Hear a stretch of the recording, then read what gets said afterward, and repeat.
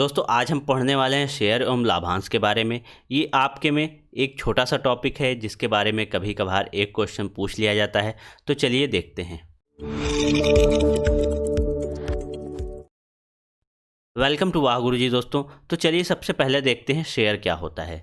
Share आवश्यक पूंजी को छोटे छोटे भागों में बांटना ही शेयर या अंश कहलाता है। जब कंपनी जो है छोटे अपने मान लीजिए 100 रुपये है और इसको 10-10 रुपये के छोटे छोटे भाग में डिवाइड करती है तो वह क्या कहलाते हैं, शेयर कहलाते हैं। ये आपके हो जाते हैं 10 शेयर, मान लीजिए 100 रुपये के।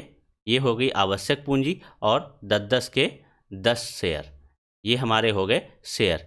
ठीक है, इस प्रकार ये शेयर हो जाते हैं। और शेयर लेने वाले प्रत्येक व्यक्ति द्वारा उद्योग में जिस अनुपात में पूंजी दी जाती है उसी अनुपात में लाभांश भी दिया जाता है।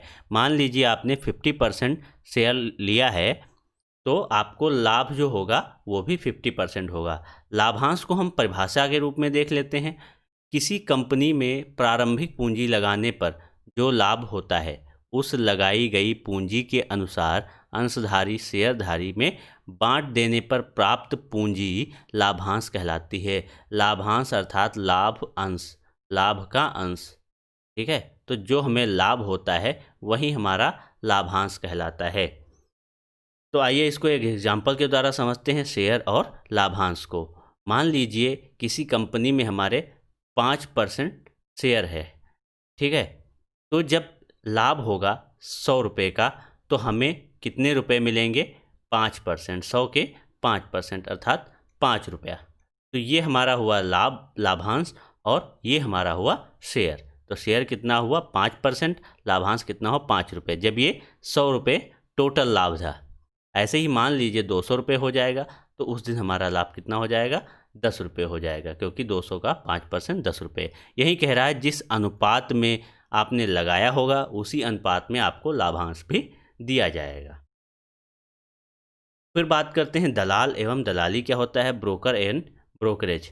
शेयर बाजार से संबंधित दलाल वह व्यक्ति होता है जिसे शेयर बाजार का पूर्ण ज्ञान होता है। इसी व्यक्ति से शेयर खरीदा जाता है और बेचा भी जाता है। दलाल इस सेवा के बदले जो कमीशन लेता है, फीस देता है और या फीस लेता है, उसे क्या कहते हैं, हम दलाली कहते हैं। यह बाजार मूल्य का कुछ प्रतिशत होता है। अब बात कर लेते हैं शेयर के प्रकारों की। जो शेयर के प्रकार होते हैं वो कितने प्रकार के होते हैं, मुख्यतः 2 प्रकार के होते हैं। पहला कौन सा होता है, समता शेयर, और दूसरा कौन सा होता है, पूर्वाधिकार शेयर। तो इसे कहते हैं प्रेफरेंस शेयर और उसे कहते हैं हम इक्विटी शेयर। इसमें क्या अंतर होता है। समता शेयर में भागीदारी को लाभ मिलना निश्चित नहीं होता। यदि कंपनी को लाभ हुआ तो भागीदार को भी लाभ होगा, अन्यथा नहीं। भारत की अधिकांश कंपनी में इसी शेयर द्वारा भागीदारी होती है। इसमें क्या होता है, ये जो शेयर होते हैं, मान लीजिए कंपनी को लॉस हुआ तो आपका लॉस में जाएगा। अगर मान लीजिए 100 रुपये का फ़ायदा होता है तो ये डिवाइड हो जाएगा। लेकिन कब ये डिवाइड होगा, ये हमारा पूर्वाधिकार शेयर देने के बाद में डिवाइड होगा। इस प्रकार के शेयर लेने वाले भागीदार को सामान्य शेयर लेने वाले भागीदार से पहले लाभांश लेने का अधिकार होता है। जैसा नाम से ही प्रतीत होता है, प्रेफरेंस या पूर्वाधिकार, पहले से इसका अधिकार है। इसका पहले से फिक्स होता है कि आपको 15% मिलेगा या 16% मिलेगा, लाभ हो या हानि हो, इससे इसको कोई मतलब नहीं रहता है। इसका फिक्स रहता है कि अगर 15% है तो 15% मिलेगा और वह सबसे पहले दिया जाएगा। इस पर पूर्वाधिकार होता है, इसीलिए इसका नाम भी पूर्वाधिकार शेयर होता है। तथा लाभांश की दर पहले से निश्चित की जाती है, जो मैंने अभी बताया। ये 2 प्रकार के होते हैं, असंचयी और संचयी। बस इतना आपको इसमें जानना है। अब फिर हम एक बार चलते हैं समता शेयर पे। इसमें क्या होता है, मान लीजिए आप फ़ायदे में आया, जैसे 100 रुपये का फ़ायदा हुआ और आपका 5% का शेयर था तो आपको 5 रुपये मिलेंगे। 500 का हुआ तब भी इसका 5% मिलेगा आपको। ठीक है, 5% इसका कितना हो गया, 25 रुपये हो गया।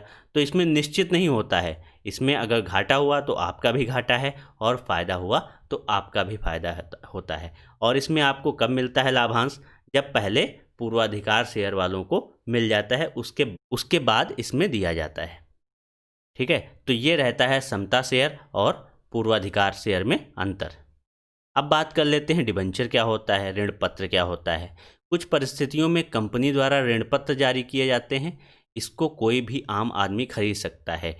इस जारी ऋण पत्र पर कितना समय व कितनी ब्याज दर होगी यह लिखा होता है, जो कि समय प्राप्ति पर कंपनी द्वारा ऋण पत्र धारक को वापस कर दिया जाता है।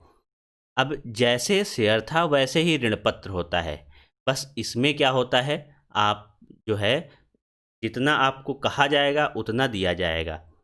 इसमें ये नहीं है कि अगर कंपनी का लॉस हो रहा है तो आप भी लॉस में जाएंगे और प्रॉफिट हो रहा है तो आपको भी प्रॉफिट होगा। इसमें कह रहा है देखिए जितना ब्याज दर होगी और कितना समय होगा वो सब इसमें डिसाइड रहता है और कंपनी को उतने समय पर देना पड़ता है उतनी ब्याज दर के साथ। इसमें जो होता है, जो ऋण पत्र खरीदता है वह किसी प्रकार की ऑनरशिप नहीं रखता है कंपनी में, लेकिन जो शेयर खरीदता है वह उसका हिस्सेदार होता है, कंपनी में उसकी भागीदारी भी होती है। ये रहता है मेन आपका ऋण पत्र और शेयर में अंतर। अब आइए देख लेते हैं एक क्वेश्चन को हम। लिखा है 3 अंशधारी क्रमशः 600, 800 और 1000 रुपये मूल्य के अंशों को क्रय करता है। यदि 480 रुपये का मुनाफा हुआ तो सभी व्यक्तियों को कितना मिलेगा। अभी मैंने बात की थी कि जिस अनुपात में कोई पूंजी लगाएगा उसी अनुपात में उसको लाभ भी होगा। तो अब इसमें हम फ़ायदा उठाएंगे अनुपात का। ये क्वेश्चन हम कैसे लगाएंगे, अनुपात से लगाएंगे। मैंने आपको अनुपात पढ़ाते समय बताया भी था कि इसका बहुत यूज होता है, आप ध्यान से पढ़ लीजिएगा। तो जिस किसी ने भी वो वीडियो नहीं देखी है तो उसे जा कर के देख लीजिएगा, आपको लिंक डिस्क्रिप्शन में मिल जाएगी या आप आई बटन भी चेक कर सकते हैं। तो आइए इसको लगाते हैं अनुपात से, देखते हैं कैसे लगेगा। तो ये पहले हम लिख लेते हैं जितना जितना जिसका शेयर था, ये 800 और ये 1000, इसको हम लिख लेंगे अनुपात में। अब इसको हम सॉल्व कर लेंगे। 2 3 6, 2 चौके 8, 2 पंचे 10, 3:4:5। ये था अनुपात जिस अनुपात में पूंजी लगाई गई थी। अब हम टोटल की बात करें तो कितना हो जा रहा है, 3 4 7 5 12, ये हमारा टोटल हो गया, इसको हमने अलग लिख लिया। अब हमारे पास मुनाफा कितना हुआ है, ये हुआ है 480 रुपये का, और इधर टोटल हमारा कितना था, 12 था। इसको डिवाइड कर देंगे तो हमें एक अनुपात का की वैल्यू पता चल जाएगी, 12 चौके 48। तो ये हमारा एक अनुपात बराबर आ गया 40। ठीक है, अब जिसका भी सभी व्यक्तियों का ज्ञात करना है तो आइए बात कर, मान लीजिए ये ए है, ये बी है और ये सी है। तो ए का कितना हुआ, ए का हुआ 3 अनुपात, जिसे हम निकालेंगे 3 × 40, ये आ जाएगा 120। बी का कितना है, 4 अनुपात, ये आ जाएगा 4 × 40, 4 चौके 16, और सी का आ जाएगा 5 अनुपात, तो 5 × 40, 5 चौके 20, 200 रुपये।